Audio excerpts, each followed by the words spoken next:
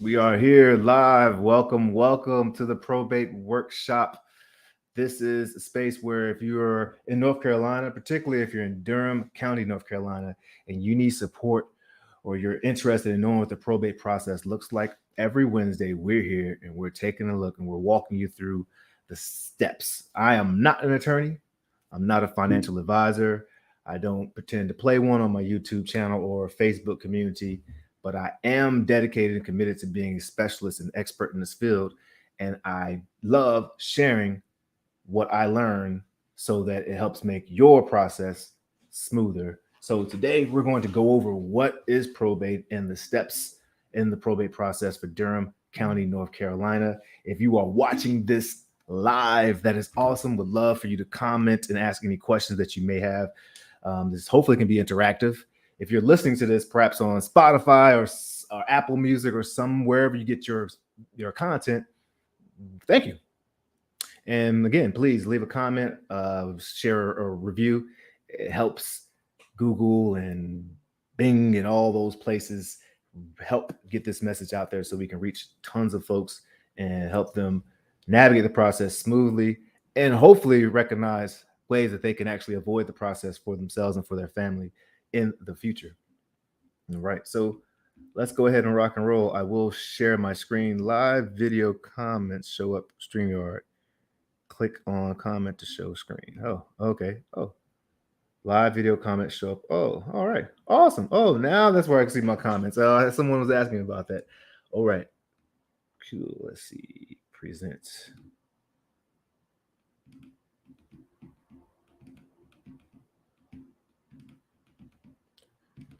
And so we will start at the beginning because that's a good place as any to start, right? All right. So what is probate? Probate is the legal process for selling the affairs of the estate of a deceased party. When someone passes away in North Carolina, or pretty much really anywhere, there has to be a way for all that living that took place, all the assets that were acquired, all the personal property, real property, all the debt that was acquired has to be addressed if it's in that person's name. And so probate is the legal process for handling that. Now, there are cases, particularly in Durham County, North Carolina, that don't necessarily have to go through the full probate process. And that's usually based on the amount of assets or how much the property, the estate is worth and left over. If it's under $30,000 it depends on the day of the death of the decedent, then it is considered a small estate. And if there's a collection of personal property that needs to take place, and it's usually a simpler process than properties, estate that have over $30,000 in assets, and that asset, but the amount is based on the gross amount. So if you have let's say there's a property that's worth $200,000, but there's a mortgage on it for $190,000. So really, it's only about, let's say, $10,000 in equity. Still, the $200,000 is the total amount that has to be accounted for, and that would require you to go through probate in North Carolina.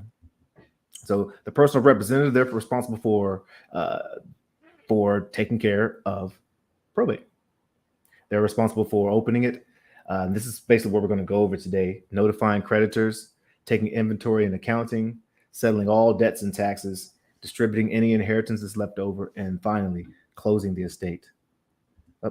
Let's see. So let me actually.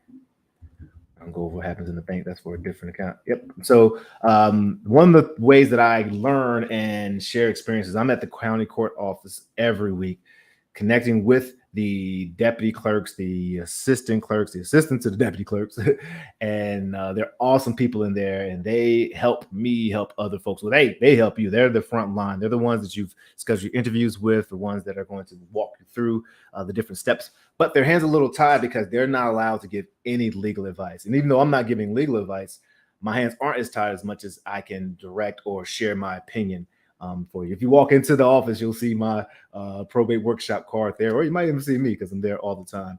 But we definitely want to let you know that I want to let you know that this isn't just coming from searching something on Google. This is something that they were committed to and committed to continue to learn the process because things change, right? So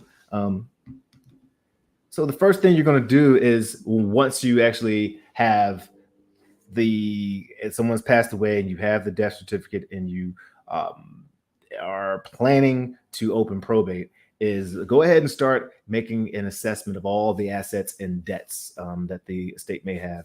If you need a form, check out estateproservice.com. I have forms that'll help you fill it out. There's some great tools out there. Tools sort of like QuickBooks, or I guess QuickBooks is the great way to use it, but QuickBooks for estates. So if you're like me, I'm not a numbers guy. And so having those tools really help keep things organized in one place. Now you're going to go and you or whoever's going to apply for being personal representative. If there's a will left behind and it's a valid will, then you will take it to the probate office. Well, I would call up there to get an appointment first. Get an appointment. Now know that appointment is going to take you about 2 months out for Durham County. So if you call today, it's going to be 2 months away where you'll probably get in there. The cases are pretty, I don't want to say backed up, but it's just there's a lot of cases that folks have to go through, and it takes a while. Probate takes a while. So make sure in the meantime that you go ahead and have the death certificate and that you make the appointment. And when you go there, they'll make sure the death certificate is valid.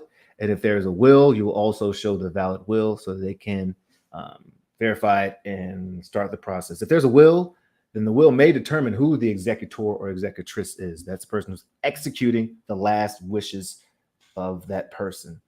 If there's a will, that's someone died, testate. They have a testimony, their last testimony, and someone's going to execute those wishes.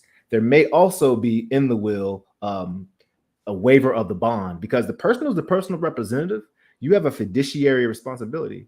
You are responsible for making sure that the estate is handled appropriately, and you can be criminally and civil charged if there's found that you are neglecting your obligations. So there's often bonds associated with it, but quite often the will state waive the bond for that person in North Carolina.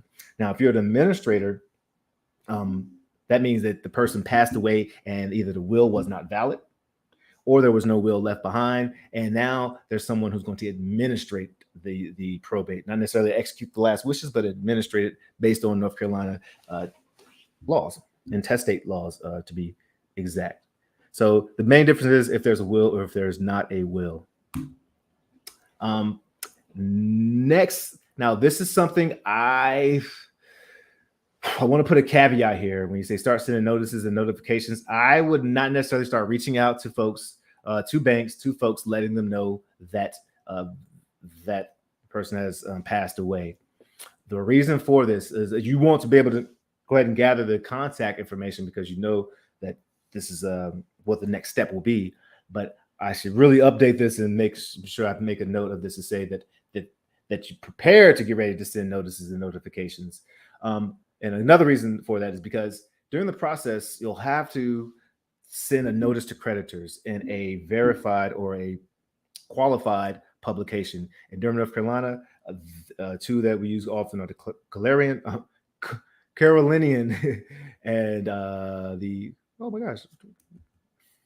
Carolinian and I was going blank on the News and Observer. The largest one out here, but the Carolinian is one of the smaller ads. I like working with them because they're quick and they can speak to you efficiently. And I believe the next one is the News and Observer. Oh my gosh, I'll have to put it in the show notes, but you definitely need to notify. You'll need to you'll email them or call them, or email is probably the best way. Share the death certificate with them, and they'll be able to set up the notice to creditors, and this will allow them to run it. They'll run it for 4 consecutive weeks. And after the 4th week, you can stop running it. And then creditors have 90 days from that 4th week to reach out to you, to send messages, because they'll have the information in the notice creditors, and reach out to you so that you could know what debts are being claimed. And again, claimed doesn't mean that they are valid. They're claimed. And even if they are valid, doesn't necessarily mean that they will have to be paid in full. And I'll get to that in a second. That's one of the reasons why I wouldn't necessarily send notifications just yet. Don't send notifications to banks and other places until you have authorization to deal with the estate. And that's whether you have the letter of administration or the letter of testament if you're an executor or administrator. And so once you have those letters, then you can, begin reaching out, because this will give you opportunity to access banks and personal information, as opposed to being locked out and having to wait to your appointment anyway. So let's rock and roll there. You'll administer the estate, whether you're executing or administrating. You'll do that. So you'll have to start managing and attending to what the assets are and preparing the disposition of the assets. And some of these assets you may determine or may find out you'll have to liquidate so that you can pay off any debts that are in the estate. And again, paying off the debts, there is a specific priority of claims. Let's say, for instance, there's not enough money in the estate. You do not need to pull money out of your pocket. You can't squeeze water out of a rock if there's not money in the estate. You can use some of the estate's assets to pay off the debt. Maybe there's a car or a house that needs to be paid for and it's determined specifically in the will that you can do that. Or as administrator, you've made the judgment that you need to do that. And so one thing here is that not only do you need to check the priorities of order of who gets their money first, or who gets it in the proportion that they get it. And you can hit me up or go to estateproservice.com, or just Google what the priority listing is, and we'll get that information to you so that you can know. But also sit down and call each one of them and let them know, hey, or ask them, would you be willing to zero this out? Closed mouths don't get fed, folks. I was actually able to have a $248,000 lien removed from I'll call him a client, from someone I was working with. And oh my gosh, the relief. He was not expecting any funds from we're actually buying this property. But because of negotiating, asking, they were able to write it off. And many debtors they'll be able to write it off or reduce it. And those who can't, you're back in the same position. So it doesn't hurt to ask for a reduction or a complete write-off. You'll also need to file taxes for every year that the estate is open. Some estates take a long time because of all the moving parts, or because your life is so busy. So you have to file at the end of each year. The final taxes will be during the final staging, where everything is zeroed out. So any income that came in between time that goes in the name or to the estate has to be accounted for. So to make sure that you are accounting for that.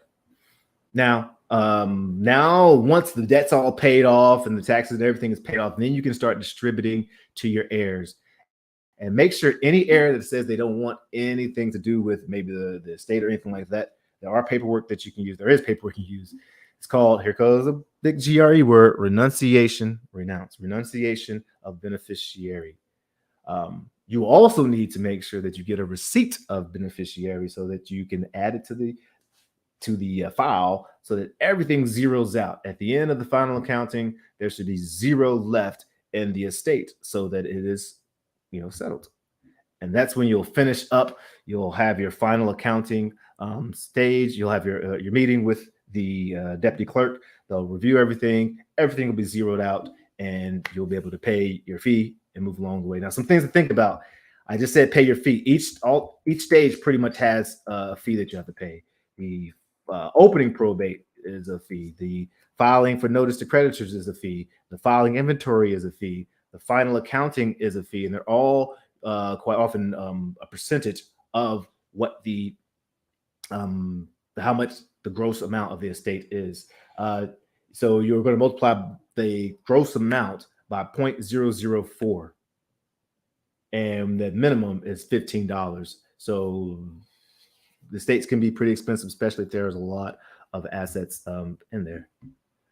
So, folks, let me make sure. Well, I will say, just as a probate specialist, there's a few ways that I can help you out. Or I feel like there's a lot of ways we can help you out, but 4 quick ways is helping you navigate efficiently. Sometimes folks just need someone else to especially in times that can be challenging, to just affirm, or just a sounding board, or say, am I doing these next steps properly?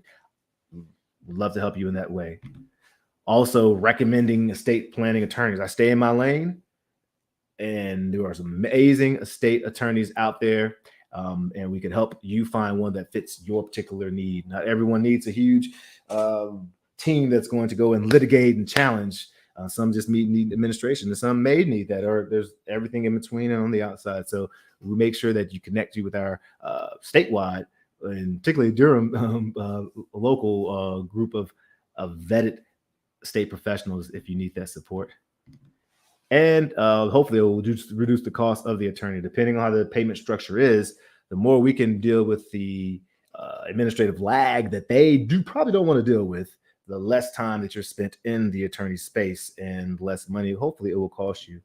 And of course, we provide solutions to inherit property, whether that's helping you get top dollar, helping you keep the property and turn it into a maybe something great for your family, or an investment property for yourself or your family, or perhaps you need a quick and convenient solution. We definitely can provide support for that.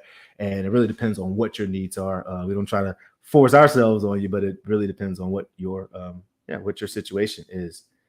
There's just some reviews. I'm loving reviews. Go check out Estate Pro Service. If you've worked with it, I'd love to hear a review. To get a review, this is again way people take a look. Social credit and social proof and all that good stuff. So that's what we work for. We work for the reviews to get more reviews, because the more value I bring, it comes back. That's just the law of the universe, right? So again, that heart, head, hands-on approach, that's the approach that we take, and we hope that it can help you in your process. So let me see if there's any questions. There might not be any over here at all. We're doing this, I'm pretty much live every day. Well, I know I'm live every day. However, this workshop is every Wednesday, 12 o'clock. And throughout the week, I'm responding to different questions. And so check out the Life and Transitions Experts podcast. There may be a topic here that is specific to probate that can help you. All right. Until then, or until next time, let your light shine.